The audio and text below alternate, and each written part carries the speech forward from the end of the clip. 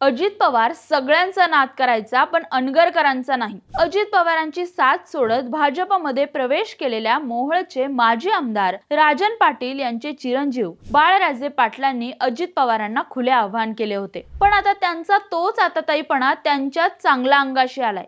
कारण त्यांच्या या वक्तव्यामुळे त्यांच्या वडिलांनी म्हणजेच राजन पाटलांनी पूर्ण पवार कुटुंबाची माफी मागितली आहे। बाळराजेंना पण चांगलाच समज दिलाय। राजन पाटील म्हणाले, माझ्या मुलाच्या तोंडून न कळत भावनेत उत्साहात जे अपशब्द गेले ते व्हायला नको होतं। त्याबद्दल मी अजितदादा आणि संपूर्ण पवार कुटुंबाची माफी मागतो। मोठ्या साहेबांच्या चरणी मी नतमस्तक आहे। माझी विनंती आहे की हा विषय आता थांबवावा।